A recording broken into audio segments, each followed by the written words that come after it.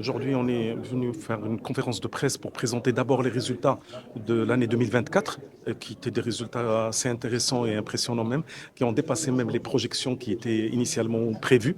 Et alhamdoulilah, on est sur un chiffre d'affaires, comme vous le savez, qui a dépassé les 55% par rapport à 2023 et en même temps un résultat net qui a dépassé les 75% par rapport à 2023.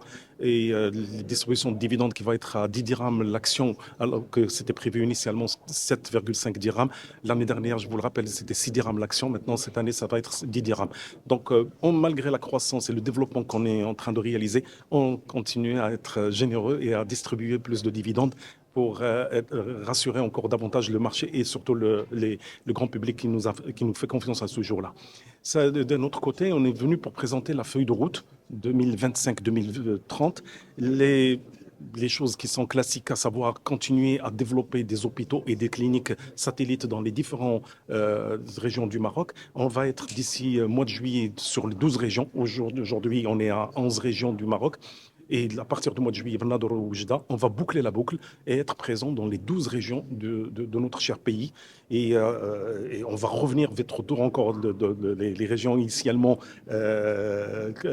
couvertes par le groupe Acdital pour mettre à la disposition de la population encore des hôpitaux différents, genre des hôpitaux prime, c'est des hôpitaux qui sont dernière génération, on va dire, qui vont être présents dans les grandes villes, qui vont accueillir, Inch'Allah, la Coupe du Monde 2030. Donc, on se prépare pour vraiment offrir des hôpitaux prime, c'est des prime hospitals, qui vont être présents à Casablanca, Agadir, Tanger, Marrakech et Fès. Donc, le premier hôpital, Prime Hospital, il va ouvrir au mois de septembre, c'est à Casablanca. Le prochain, c'est à Fès à partir du premier semestre 2026. Et puis, ça suit son cours là pour les autres villes, Inch'Allah, avant 2030. Avant 2027, de toute façon, on va être présent avec des Prime Hospital à l'échelle nationale, Inch'Allah.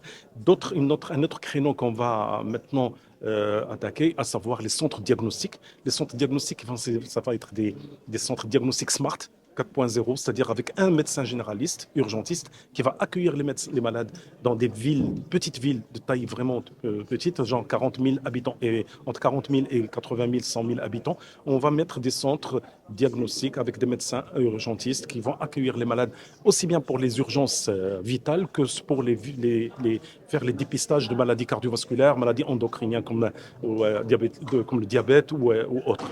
Donc, on va être présent avec 200 centres de diagnostic dans les différents patelins du Maroc pour apporter des soins de qualité, même là où il n'y a pas de clinique privée, là où il n'y a pas de centre privé dans ces zones-là.